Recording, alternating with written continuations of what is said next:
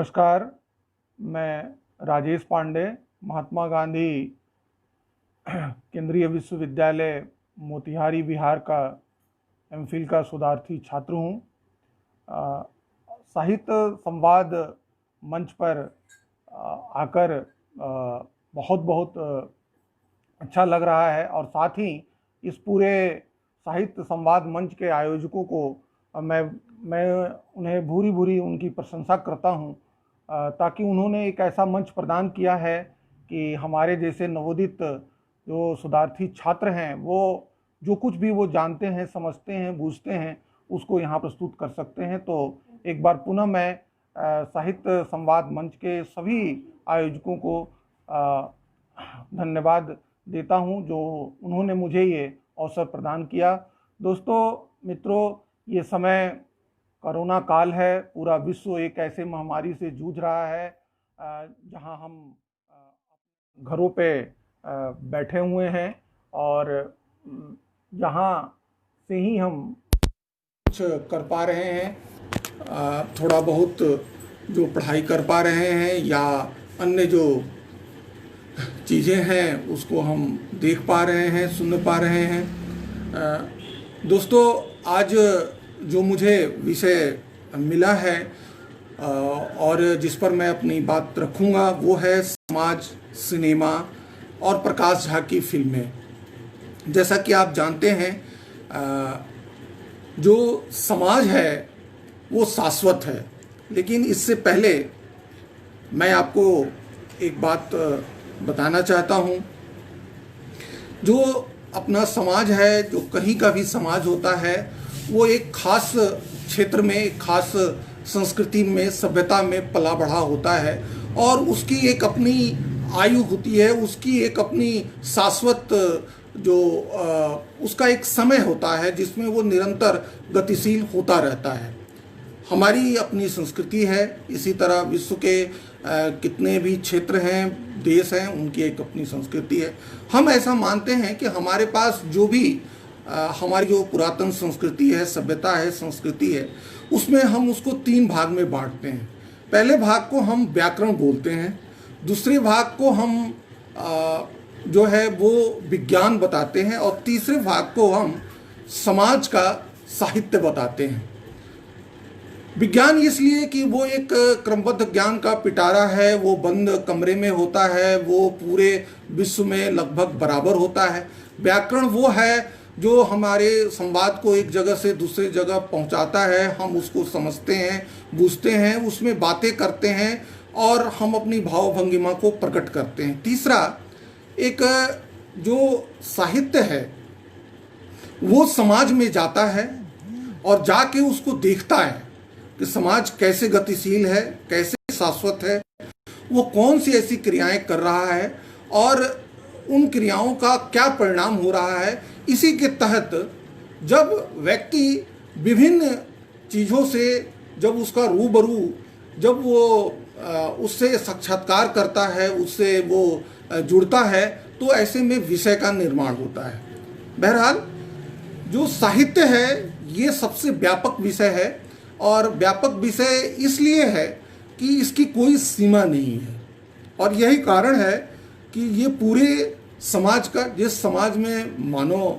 रहता है, मनुष्य रहता है और उसके दुख दर्द, उसकी हंसी खुशी, उसके सारे चीज़ों को वो टटोलता है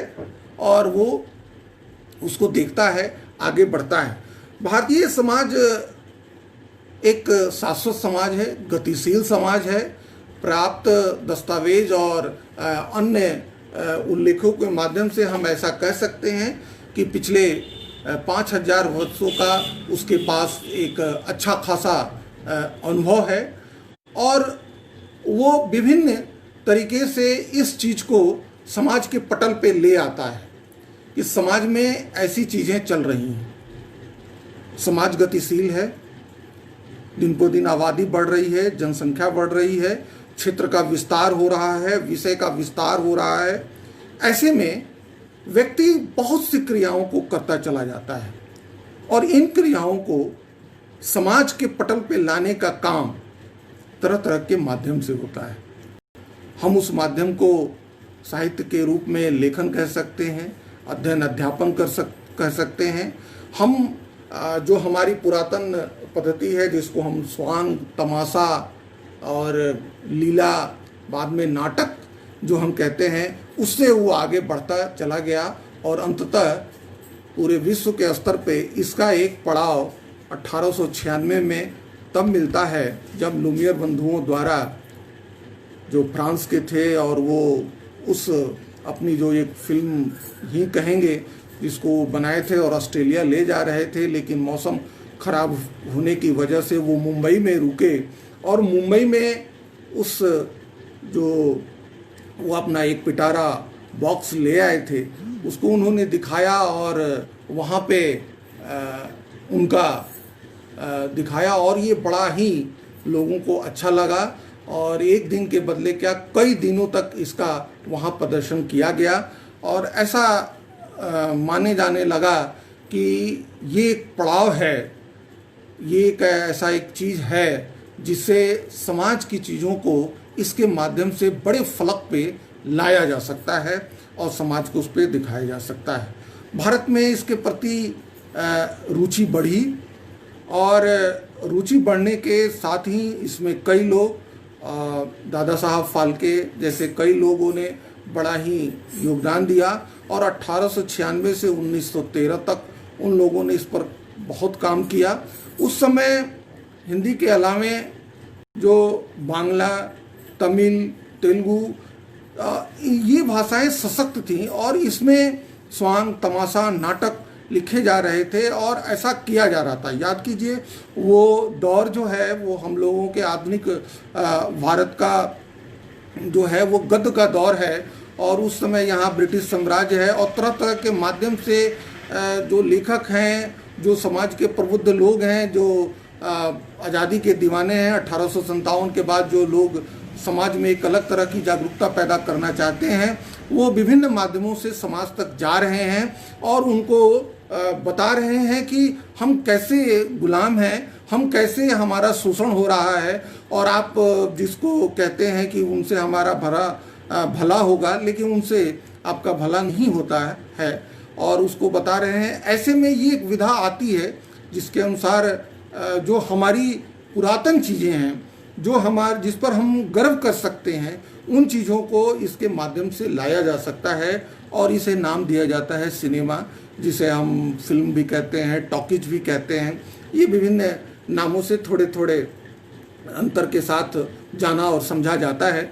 बहरहाल जो समाज और सिनेमा का जो संबंध है और जो धीरे धीरे 1896 के बाद जो विकसित हुआ, उसका एक पड़ाव मिलता है 1913 में, जब पहली मूक फिल्म राजा हरिश्चंद्र आती है। राजा हरिश्चंद्र जब आता है तो ऐसा ये माना जाता है कि भारत में जो भी अब इस तरह की जो चीज़ें हैं, एक मनोरंजन के रूप में, जिसे आप ये कह सकते हैं कि भारत में जो सिनेमा है नशा है और नशा जो मनोरंजन के रूप में सर चढ़ के बोलता है और यही कारण है कि भारत में आज के दिनों में भी लगभग एक साल में 1000 फिल्में बनाई जा रही हैं और 60 खरब रुपए से ज़्यादा का कारोबार है और भारत में कई जो है वो स्तरीय फिल्म बनती हैं। इसका मुख्य केंद्र मुंबई में है। क्षेत्रीय फिल्में जो बनती हैं उनका जगह जगह जो केंद्र है, लेकिन सबसे बढ़ के जो 1913 के बाद जो इस पर और ज़्यादा काम हुआ और अंततः 1933 में एक और पड़ाव मिलता है, जो आलम आरा फिल्म आती है और वो बिल्कुल बोलती फिल्म है और वो पर्दे पे जो उसके कलाकार हैं वो दौड़ते हैं और ऐसा लगता है कि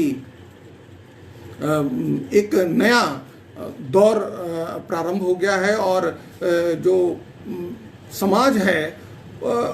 वो यहाँ से कुछ बदलता है और ये कहा जा सकता है कि सिनेमा में वह व्यापकता आने लगती है जिसमें वो समूची मानवता को प्रभावित कर सकती है, मानवता के प्रश्न को वो रख सकती है और जो एक खास जो समाज का जो एक खास बनावट है, खास रीति रिवाज है, वो उसको एक आईना के रूप में, एक दर्पण के रूप में उसको वो प्रस्तुत कर सकती है और उसको वो आगे रख सकती है। इसमें ही 1931 में ही दूसरी बोलती फिल्म जो कोलकाता में बनती है, श्री फरहाद, और ये काफ़ी ज़्यादा लोकप्रिय होती है। और इसके ठीक एक अगले साल के बाद जो आज तक का रिकॉर्ड है, उसमें इंद्र सभा नाम की फिल्म बनती है और उसमें 69 लगभग 69 गाने हैं उसमें। और ऐसे करके धीरे धीरे फिल्मों का जो हम लोग के यहाँ जो दौड़ है वो आगे चलता है। और 30 और 40 के दशक में जो एक समाज में अभिव्यक्ति के रूप में सिनेमा बड़ा ही गहरा पैठ बना लेता है और समाज और सिनेमा का एक संबंध बहुत तेजी से आगे बढ़ने लगता है। उसमें अभिव्यक्ति है, लोग उसको देखना चाहते हैं, लोग उसको पसंद करते हैं। अब भारत से भी निकल के आप ये देखेंगे कि भारत से भी निकल के विश्व के अनेक क्षेत्रों में जो कई तरह की जो चीज़ें हैं उसको भी लेके फिल्मों का छोटा सा ही दौर प्रारंभ होता है। और इसको जो छोटा सा दौर प्रारंभ होता है, इसको आप यूं कह सकते हैं कि जैसे भारत में उस समय की जो समस्या अछूत उधार वाली थी, उसको लेके 1935 में अछूत कन्या फिल्म बनाई जाती है और उसका बड़ा व्यापक प्रभाव समाज पे पड़ता है। और उसमें वो रेलगाड़ी जो मतलब ये कहा जाता है कि जो रेलगाड़ी है वो भारत की जीवन रेखा है, उसको लेके भी उसमें दिखाया जाता है और उसमें अशोक कुमार हैं, बड़ा प्रभाव पड़ता है इसका समाज पे। फिर 1945 में दूसरे विश्व युद्ध को लेके किस्मत फिल्म आती है और ये समाज पे बड़ा प्रभाव डालता है। फिर आपको मैं बता दूं कि जो पहली फिल्म बनी थी उसमें पृथ्वीराज कपूर जी ने काम किया था और उनकी परंपरा जो आज तक चल रही है। उनके बेटे राज कपूर ने 1951 में जो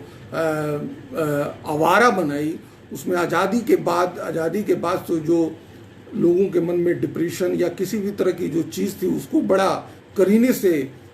उभारा गया। लेकिन यहाँ से ठीक थोड़े से समय आगे चल के 1955 में जो सत्यजीत रे की फिल्म आती है पाथेर पंचाली, इसको एक मील का पत्थर माना जाता है और ये बांग्ला फिल्म जो है वो ऑस्कर तक धूम मचाती है। और सत्यजीत रे जो है यहाँ पे एक बहुत बड़ा रिवोल्यूशन करते हैं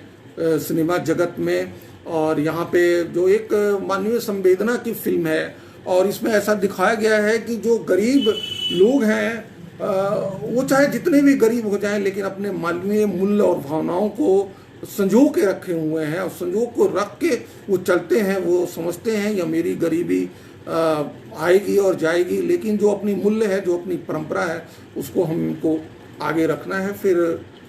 1957 में मदर इंडिया फिल्म आती है। यहाँ पे जो नायिका हैं उनकी जो भूमिका है वो अलग होती है। जैसे ये माना जाता है कि नायिकाओं का दो ही है, या तो वो अभिनेत्री में सकारात्मक रूप में काम करें या खलनायिका के रूप में काम करें, लेकिन वो यहाँ पे एक अलग रूप में मदर इंडिया में जो अभिनेत्री हैं उनको उभारा जाता है। और यहाँ से भी समाज का वो एक जो चेहरा है, जो समाज का जो एक गुण है, वो यहाँ पे उभर के आता है। 50 और 60 का दशक जो है वो सुनहरे गीतों का दौर है, यहाँ संगीत का दौर है और फिल्में जो हैं वो विभिन्न चीज़ों को पकड़ के आगे बढ़ती हैं, चलती हैं। लेकिन ये जो फिल्में हैं वो हमारे जीवन के प्रत्येक पहलू, या आप यूँ कहें कि सुबह से लेकर रात तक हमारे जीवन में जो भी घटनाएं या हमारे जो दिनचर्या में जो भी घटनाएं घटती हैं उस पर ये फिल्में, ये सिनेमा बनती हैं, आती हैं और वो लगातार जो है वो हमें प्रभावित करती हैं, अपने एक बड़े फलक पे उसको ले आती हैं। जैसे देखिए, जब हमारा देश आज़ाद हुआ तो उस समय जो था वो विभाजन की समस्या थी और विभाजन की समस्या इतनी बड़ी थी, इतनी विकराल थी और इतना अवसाद का था कि हमें आज़ादी तो मिली लेकिन हमारे दो टुकड़े हो गए और हमारी बोली बानी भाषा हमारी तहजीब सब दो टुकड़ों में बट गया। और क्यों बट गया ये किसी को पता नहीं था, ये सबसे बड़ा कारण था। और इस पर आप जो फिल्म आप ट्रेन टू पाकिस्तान, अर्थ, गांधी, हे राम, गरम हवा और तमाशा, तोबा टेक सिंह, सादत हसन मंटो की जो तोबा टेक सिंह है, इसको आप देखेंगे तो लगेगा कि हाँ ये कितना दर्द है। और सबसे बड़ी बात जो आज की पीढ़ी है वो विभाजन के दर्द को अगर थोड़ा सा भी महसूस करना चाहती है तो वो जो ये इन सिनेमाओं को देख के, इन फिल्मों को देख के वो महसूस कर सकती है। अभी हाल ही फिलहाल की फिल्म बेगम जान आई है, जो एक जगह है जहाँ से भारत और पाकिस्तान बट रहा है, और वहाँ वो एक छोटा सा गांव है और वहीं पर एक ये कहानी बुनी गई है, आप उसको देख सकते हैं। तो उसमें बहुत सी बातें निकल के आएंगी, जैसे दंगा है, हिंदू हैं, मुस्लिम हैं, सिख हैं, ये आपस में रहते हैं, थोड़ी थोड़ी बातों पे इनमें कुछ कुछ हो जाता है, उसको कुछ लोग हवा देते हैं और इसकी वजह से जो बात बहुत आगे तक बढ़ती है। इसमें आप देख सकते हैं हवाएं हैं, राम के नाम पर, तमस है, मिस्टर एंड मिसेस अय्यर है और फिराक परजानियाँ, ये ऐसी फिल्में हैं जो आप मतलब दंगा क्यों होता है, कौन आदमी उसको हवा देता है, किसको इससे लाभ होता है और कौन सा व्यक्ति जो है वो बिल्कुल हाशिए पे चला जाता है, आप इसमें इसको देख सकते हैं। हमारे जीवन में समस्या अमीरी गरीबी की रही है, इसको कुछ लोग अपनाकर डकैत हो जाते हैं, इसको कुछ लोग अपनाकर हथियार। फिलहाल जो इरफान खान का देहांत हुआ है, उनकी एक कालजयी फिल्म है पान सिंह तोमर, उसको आप देख के ये महसूस कर सकते हैं कि ये जो समाज के ये लोग हैं लेकिन वो कैसे भटक जाते हैं और कितनी दूर तक चले जाते हैं और अंततः उनको मुख्य धारा में लौटने में बड़ी देर हो चुकी होती है, लेकिन तभी भी लौटा जा सकता है। इसी तरह आप जो अभी वर्तमान जो पूरे विश्व की एक प्रमुख समस्या आतंकवाद है, उस पर भी देख सकते हैं। Sarfarosh, Dil Se, Fiza, Mission Kashmir, Black Friday, Bombay, इस फिल्म में बताया गया है कि आतंकवाद कैसे है, कैसे ये संगठित है, कैसे ये देश के पार चला गया है और कैसे इसकी फंडिंग होती है, कौन किनको इससे ज़्यादा लाभ होता है। इसी तरह आप राजनीतिक हिंसा पे गुलाल, सूल, सरकार राज, राजनीति, नायक, गैंग ऑफ वासेपुर, ओमकारा, सत्या, अपहरण, दामुल, ऐसी फिल्मों को आप देख के जो ये राजनीति है, जो राजनीति जो शब्द है वो बड़ा सकारात्मक है, लेकिन इसने समाज के साथ भूलकर जो अपना नकारात्मक छवि ओढ़ लिया है, नकारात्मक छवि का लवेदा जो ये चोला जो पहन के घूम रहा है और इसकी वजह से कितना नुकसान हो रहा है, इसको आप इन फिल्मों में देख सकते हैं। जो है वो नहीं है, जो नहीं है वो है, ये राजनीति की मूल परिभाषा है और इसके तहत इन फिल्मों में को आप देख सकते हैं। आगे बढ़ते हुए ऐतिहासिक फिल्मों का भी बड़ा दौर है। हम लोग कभी सुना करते थे कि मुगल आजम जो है इतना अच्छा फिल्म है, आप उसको देख सकते हैं। मुगल के ज़माने का एक जो छोटी सी कहानी को वो पिरोया गया है और पहले पर्दे पर आप उसको खूब अच्छी तरह से देख सकते हैं। सिकंदर आजम, ताजमहल, बॉर्डर, अमर सिंह राठौर, गांधी, मंगल पांडे, जोधा अकबर, रजिया सुल्तान, मीरा, लगान, रंग दे बसंती, ये कुछ ऐसी फिल्में हैं जिसे आप अपने इतिहास पे, अपनी ऐतिहासिकता पे आपको बोध होगा, आप उसे समझ सकते हैं। तो ये आप ये देख सकते हैं कि समाज और जो सिनेमा का जो संबंध है वो कितना प्रगाढ़ है और कितना बड़ा एक फलक ये उपलब्ध करवाता है, जिसकी वजह से सिनेमा आता है। अब जो आज़ादी के लगभग 25-30 वर्षों के बाद जो आज़ादी की जो चीज़ें थी वो जनता तक नहीं पहुंच पाई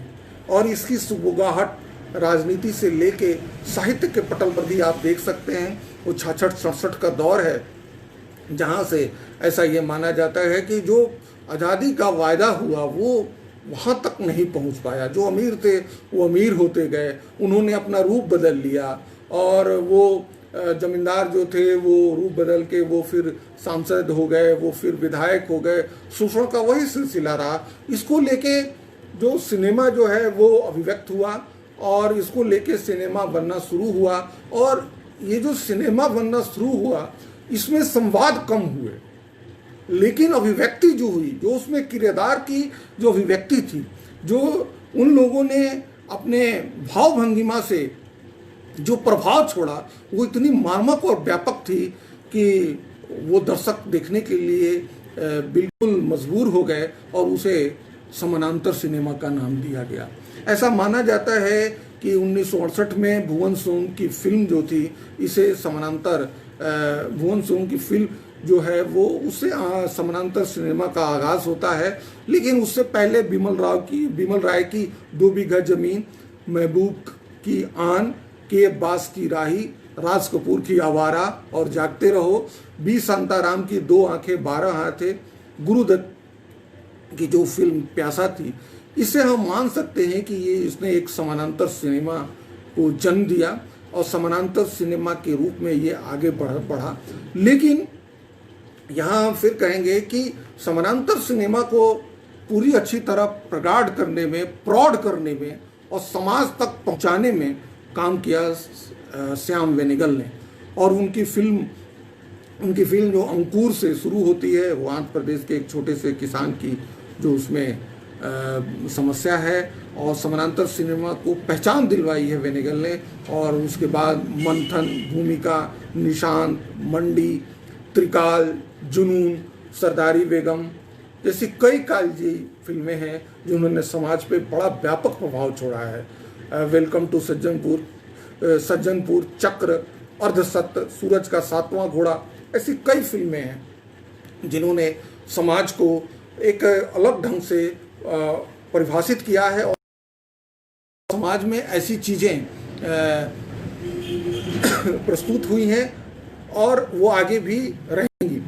एक इसमें याद आती है राज कपूर की फिल्म मेरा नाम जोकर, पहली आई थी तो वो फ्लॉप हो गई, लेकिन आप जब भी उसको बड़े गौर से शिद्दत के साथ देखेंगे तो उसके गाने,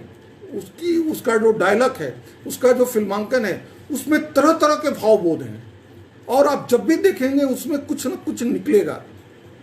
भारत से रसिया का संबंध अंतर्राष्ट्रीय स्तर पर भी उस फिल्म में है। जो व्यक्ति के जीवन का जो 3 पल होता है, बचपन का होता है, फिर जवानी का होता है, फिर बुढ़ापे का होता है, ये ऐसा जो पल है, इसमें ऐसी चीज़ें ऐसी इस तरह की न जाने कितनी फिल्में हैं जिसमें आप समाज के बड़े छोटे से छोटे, बड़े सूक्ष्म चीज़ों को उभरते हुए आप ये देख सकते हैं। तो ये समाज और सिनेमा का जो ये दौर है, समाज और सिनेमा का जो ये एक आपस में जो संबंध है, ये शाश्वत है और ये बिल्कुल ही आगे बढ़ता रहेगा। और जो भी समाज की जो चीज़ें हैं उसको विभिन्न तरीक़ों से इस पे लाया जाएगा। एक बात और, जो सिनेमा है इसके 4 खंभे हैं। पहला खंभा है पटकथा लेखन। आपका जो भी आप फिल्म के रूप में दर्शाना चाहते हैं उसका लेखन बहुत सशक्त होना चाहिए। दूसरा आपके कलाकार हैं, आपने जिन कलाकारों को किरदार के लिए चुनाव किया है वो हैं। तीसरा तकनीक है, आपका कैमरा है, लाइट है, साउंड है, जो कुछ भी आप कहिए। और चौथा उसका संपादन है। तो ये जो 4 खंभे हैं ये सिनेमा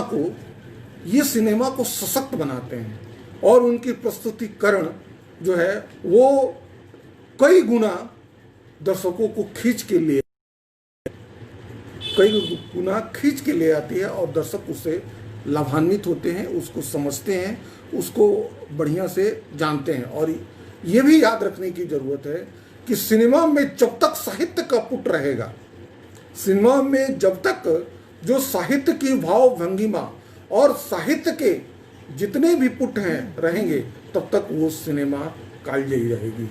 लेकिन जो ही साहित्य से सिनेमा भटका, वो समाज से भटक गया सिनेमा और उसका कोई मतलब नहीं रह जाएगा। ये सिनेमा और जो समाज है इसका एक बड़ा ही अनोखा संबंध है और इस तरह से सिनेमा आज भी हम लोगों के समाज में इतना लोकप्रिय है और विभिन्न तरीक़ों से आज डॉक्यूमेंट्री है, छोटे छोटे जो आ रहे हैं, इस पर भी बहुत ही अच्छा काम हो रहा है पूरे विश्व स्तर पे। आज साहित्य ने सिनेमा को बहुत बड़ा फलक उपलब्ध करवाया है और यही कारण है कि विदेश की भी कोई भी एक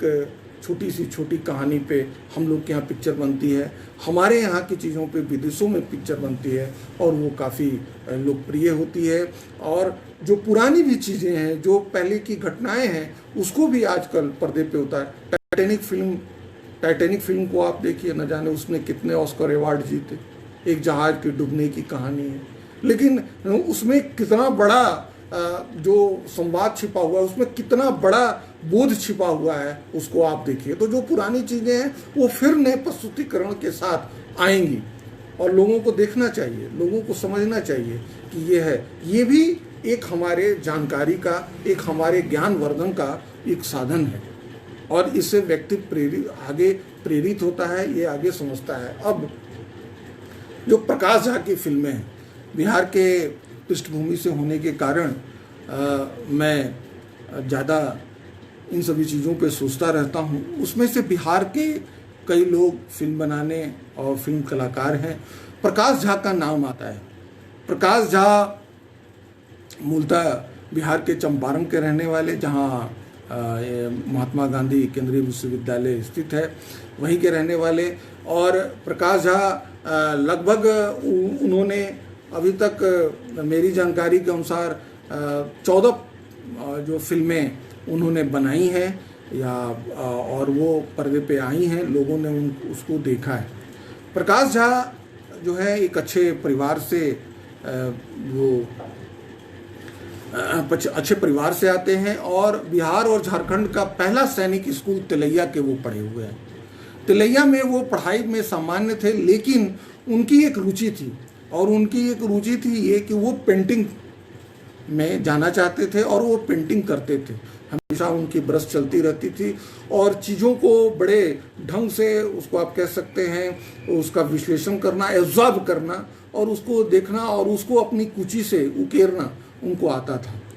बाद में पढ़ाई खत्म होने के बाद, तिलैया के पढ़ाई खत्म होने के बाद वो दिल्ली चले गए और दिल्ली में उन्होंने पढ़ाई करी, फिर सिविल सर्विसेज की तैयारी, लेकिन उनका मन वहाँ लगा नहीं और वो जे कॉलेज ऑफ आर्ट्स मुंबई में नामांकन के लिए मुंबई आते हैं और मुंबई आके वो वहाँ पे नामांकन की बात सोच रहे होते हैं। तो जिस फ्लैट में वो हैं वहाँ पर ही एक व्यक्ति ऐसा होता है, वो कहते हैं कि आप क्या बैठे हो, चलो तुमको एक हम पिक्चर की शूटिंग हो रही है, वहाँ हम ले चलते हैं। ये 1972-73 की बात है और वो धर्मा फिल्म की शूटिंग हो रही थी, जहाँ पे उन्हें ले जाया गया और वो ले गए और वो उन्होंने वहाँ पे देखा और तब वो कहे कि नहीं, अब मैं भी फिल्म बनाऊंगा। और यही कारण था कि उन्होंने तब से ये सोच लिया कि मैं फिल्म बनाऊंगा और मैं इसमें ही काम करूंगा। और इसके बाद उन्होंने पहली एक डॉक्यूमेंट्री बनाई, फेसेस ऑफ स्ट्रॉन्ग। ये डॉक्यूमेंट्री थी, बिहार शरीफ में दंगा हुआ था और उस दंगे पे वो डॉक्यूमेंट्री बनाई। फिर उन्होंने गोवा पे एक डॉक्यूमेंट्री बनाई और लेकिन इस दरम्यान वो बिहार से उनका अच्छा खासा जुड़ाव रहा, वो बिहार आते जाते रहे और उनके दोस्त लोग भी काफ़ी ज़्यादा उनको इस बारे में उनको बढ़ावा देते थे कि नहीं, आप इस पिक्चरें बनाइए। और उनके एक बड़े खास दोस्त हैं नीरज कुमार जी दिल्ली के पुलिस कमिश्नर रहे हैं, यूटी कैडर के, 1973 बैच के हैं। और मैं आगे जिक्र भी करूंगा, गंगाजल जो फिल्म बनी थी जो बिहार की पृष्ठभूमि पे थी और वो भागलपुर में जो अखफड़वा कांड हुआ था, वहाँ पर अपराध को नियंत्रण करने के लिए ऐसा माना जाता है कि कुछ अनैतिक काम हुए, लेकिन ये माना जाता है कि ये उनका आइडिया था और उस पर उन्होंने फिल्म बनाई और ये काफ़ी ज़्यादा सुपर डुपर हिट हुई भी, बिहार की पृष्ठभूमि में थी। लेकिन जो फिल्मों का निर्माण का कार्य है, प्रकाश झा ने हिप हिप हुर्रे 1984 में बनाई। ये खेल खिलाड़ी और कोच पे कैसे क्या है, इस पर फिल्म थी, चली। इसके बाद उन्होंने जो बंधुआ मजदूर हैं और जो गांव के अंदर जो राजनीति होती है, जो पंचायत स्तर पे राजनीति होती है, मुखिया और तमाम जातियों के बीच में, इस पर उन्होंने एक फिल्म बनाई दामुल, और उसमें दीप्ति नवल जी का काम बड़ा सराहनीय था। और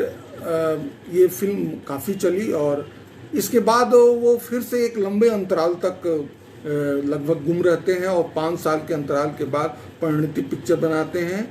ये 89 में आती है और फिर उसके बाद 5-6 साल के बाद फिर बंदिश आती है 96 में,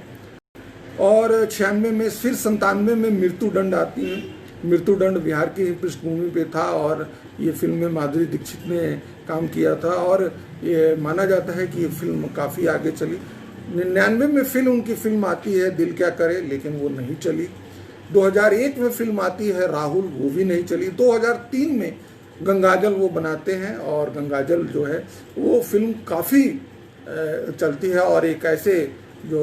भागलपुर के अखोड़वा कांड पे वो फिल्म बनाई जाती है और समाज का जो एक ऐसा चेहरा है उसको वो उभारते हैं और ऐसा क्यों हो जाता है। और फिर 2005 में अपहरण, जो काफ़ी ज़्यादा लोकप्रिय रही फिल्म। अपहरण जो है वो कैसे उद्योग का रूप ले लिया है और बिहार पे यूँ तो कई फिल्में बनी हैं, लेकिन जैसे अपहरण है, गंगाजल है, इन फिल्मों को आप देखेंगे तो मूलतः बिहार की पृष्ठभूमि पे है। एक इन्होंने फिल्म नहीं बनाई है, लेकिन एक और फिल्म है जो बिहार में प्रचलित है, जो पकड़ के शादी करते हैं, पकड़ुआ विवाह जिसको बोलते हैं, और इस पर एक फिल्म है अंतर्द्वंद। बहरहाल जो ये गंगाजल और अपहरण है ये मूलतः बिहार के पृष्ठभूमि पर है और कैसे गठजोड़ है, और गठजोड़ को एक आम व्यक्ति तोड़ नहीं सकता है और वो तंत्र के सामने हार जाता है। ये इस फिल्म में आपको देखने को मिलेगा और ये समाज का एक चेहरा है जो व्यक्ति कैसे उसमें जीता है, इसको आप उसमें देख सकते हैं। उसके बाद फिल्म आती है राजनीति 2010 में, फिर 2011 में आरक्षण, फिर 2012 में उनकी फिल्म चक्रव्यूह आती है। 2013 में सत्याग्रह आती है, जो गांधी जी के ही सत्याग्रह पे कुछ उससे पुट लेकर बनाया गया, लेकिन वो नए रूप में ढाल के और बनाया जाता है। फिर 2016 में जो किसान की जो समस्या है, किसान की भूमि ले ली जाती है किसानों के द्वारा और किसान जो हैं वो कैसे उनके हाथ में खाली हाथ वो रह जाते हैं और वो ज़मीन कैसे माफियाओं तक पहुंच जाती है और इसमें माफिया लोग कैसे आगे बढ़ते चले जाते हैं, कैसे इनका एक गठजोड़ हो जाता है, यानी जो अपराध है उसका रूपांतरण होता है। ऐसा माना जाता है कि बिहार में जो 1990 से 2005 तक की सरकार थी उसका एक अलग ही पृष्ठभूमि था। 2005 के बाद जो सरकार चली इसमें अपराध का रूपांतरण कैसे हुआ और उसमें जो सबसे ज़्यादा प्रभावित हुआ वो बिहार की ज़मीन प्रभावित हुई, क्योंकि ऐसा ये माना जाता था कि बिहार हरियाणा होगा झारखंड के बंटवारे के बाद, लेकिन ऐसा कुछ हुआ नहीं और बिहार के हिस्से में केवल बालू, बाढ़ और पलायन रह गया। और यही कारण है कि जो गरीबी है या आप जो उसमें यूँ कह सकते हैं कि जो आप एक पलायन है उसको आप देख सकते हैं और इस तरह की जो घटनाएं हैं उस पर प्रकाश झा बड़े चिंतन मनन के साथ जो है फिल्में बनाते हैं और उसको आगे रखते हैं। जय गंगाजल में इसी को दिखाया गया है, लेकिन उसका कुछ पक्ष कमज़ोर होता है और उत्तर पक्ष जो उसका है वो कमज़ोर होता है और उतना बांध नहीं पाता है, लेकिन फिर भी वो इस बात को दिखाते हैं कि बड़ी बड़ी कंपनियां उद्योग के नाम पे जो किसानों से ज़मीन लेती हैं और वहाँ पर डालनी आती है, लेकिन जो उद्योगपति को ये ज़मीन मिलता है और किसानों से जो मिलता है इसके बीच में जो आता है उसकी कितनी पौबारा है और उसमें जो एक तंत्र का, जिसमें जो प्रशासन का और वो जो बड़े बड़े माफिया का जो पहले खुलेआम जो तरह तरह की गुंडाई किया करते थे और वो एक नया रूप बदल के आ गए हैं, उनका क्या इसमें भूमिका है, इसको प्रकाश झा जी ने उभारा है। लेकिन प्रकाश झा जी बीच बीच में आते रहते हैं, जाते रहते हैं। जैसे उनकी वो बताते हैं कि मैं तो यहाँ मुंबई में जे आर्ट्स कॉलेज में अपनी पेंटिंग के लिए आया था। तो यहाँ आप देखेंगे कि वो बीच बीच में राजनीति में चले जाते हैं और वो राजनीति में चले जाते हैं। एक बार उन्होंने बेतिया लोकसभा से चुनाव भी लड़ा था और जब भी राजनीति का माहौल आता है वो इस पर अपना दांव लगाते हैं ताकि मैं राजनीति में आके और लोगों की सेवा कर सकूं। और वो कहते हैं कि समाज की बातें राजनीति से हो सकती है, इसलिए मैं राजनीति में आने की बात करता हूं ताकि मैं समाज के और ज़्यादा करीब पहुंच सकूं और ज़्यादा अंदर तक जा सकूं। क्योंकि फिल्म बनाने में एक थीम होती है, उसके बाद में अन्य चीज़ों को उसमें मिलाया जाता है, परखा जाता है, रखा जाता है और फिल्म उसको पहले पर्दे पे उतारा जाता है। लेकिन जो राजनीति है उसमें जाकर व्यक्ति बहुत कुछ कर सकता है। तो अभी भी उनका ऐसा मन है कि अगर मुझे मौका मिले तो मैं राजनीति में जाऊँ। बहरहाल प्रकाश झा की फिल्में बिहार को छूने का प्रयास करती हैं, बिहार की समस्याओं को छूने का प्रयास करती हैं। उसमें कई ऐसी फिल्में हैं जो मेरी समझ से, जैसे आप बात करेंगे दामुल, मृत्युदंड, गंगाजल, अपहरण, जय गंगाजल, ये जो पिक्चरें हैं इसको आप ये कह सकते हैं, ये जो फिल्में हैं वो बिहार को पकड़ती हैं, बिहार के समस्याओं को सामने रखती हैं और सामने रखने के अलावा जो बिहार की जो मूल बात है उसको यहाँ पे वो प्रस्तुत करती हैं। तो ये प्रकाश झा की फिल्में जो हैं वो बिहार के समाज को बहुत हद तक चरितार्थ करने में सफल रही हैं। समाज इन पिक्चरों को देखता है, इन पिक्चरों को जब देखता है, समझता है, बुझता है, तो इससे उसके अंदर एक बहुत बड़ी यही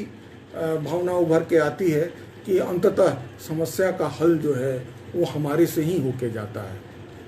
और हमारे से होके ही जाने से ये जो समाज है ये आगे उन्नत हो सकता है, आगे ये बढ़ सकता है और हमें ही इन समस्याओं का निदान करना है। जो तंत्र है इसमें बहुत बड़ी भूमिका तो नहीं निभा सकता, वो हमारे साथ सहायक के रूप में आगे बढ़ सकता है। प्रकाश झा इन सभी बातों को उसमें रखने का प्रयास करते हैं। तो समाज, सिनेमा और प्रकाश झा की फिल्में जो हैं वो कहीं ना कहीं ये विषय मौजूद है, कहीं ना कहीं ये विषय काफ़ी अपनी प्रासंगिकताओं को लिए हुए है और सिनेमा जो है वो समाज का दर्पण है और साथ ही साथ समाज सिनेमा से प्रभावित होता है, सिनेमा समाज से भी प्रभावित होता है। साहित्य जो है वो समाज का बहुत बड़ा अंग है, साहित्य जो है वो समाज से निकल के आता है और साहित्य की जो समाज के लिए भूमिका है और जो साहित्य है उसका पुटअप सिनेमा में है और सिनेमा जो है वो समाज के लिए आगे बढ़ के आता है और ऐसे समाज समृद्ध होता है और ऐसे समाज जो है उसमें व्यक्ति की स्वतंत्रता होती है, वो समाज आगे बढ़ता है। समाज की उन समस्याओं को जिस पर किसी की नज़र नहीं पड़ती है, जिस पर कोई गौर नहीं करता है, तो ये जो फिल्में हैं इसमें कई फिल्में आज के भी दौर में ऐसी फिल्में बन रही हैं और जो नए नए युवा जो आप निर्माता निर्देशक आए हैं वो व्यक्ति की जो फिल्में हैं जो उसको उभार रहे हैं, रख रहे हैं और यही कारण है कि आज भी फिल्में बड़े ही अच्छे ढंग से बन रही हैं और एक स्तरीय फिल्में बन रही हैं। प्रकाश झा फिल्म एक नई फिल्म को लेकर आने वाले हैं, लेकिन इस बार देखा जाए कि वो नई फिल्में कौन सी बात पे आधारित होती हैं और कौन से क्षेत्र पे आधारित होती हैं, लेकिन वो फिर एक बिहार के ऊपर एक फिल्म को लेकर आने की तैयारी में है। बहरहाल साहित्य संवाद मंच का मैं एक बार पुनः धन्यवाद देता हूं कि जो उन्होंने मुझे अपनी बातों को रखने के लिए ये मंच प्रदान किया और मैं सारे आयोजकों को इसके लिए मैं उनकी भूरी भूरी प्रशंसा करता हूं कि जो उन्होंने हमारे जैसे जो नवोदित शोधार्थी छात्र हैं उनके पास जो कुछ भी थोड़ी बहुत जानकारी है उसको रखने के लिए एक ऐसा मंच प्रदान करते हैं, और इसके लिए मैं उनका बहुत बहुत धन्यवाद देता हूं। आप सभी लोगों ने मेरी बातों को सुना, अगर इसमें कोई त्रुटि हो तो उसे क्षमा करेंगे और आगे भी अपना स्नेह आशीर्वाद बनाए रखेंगे। नमस्कार।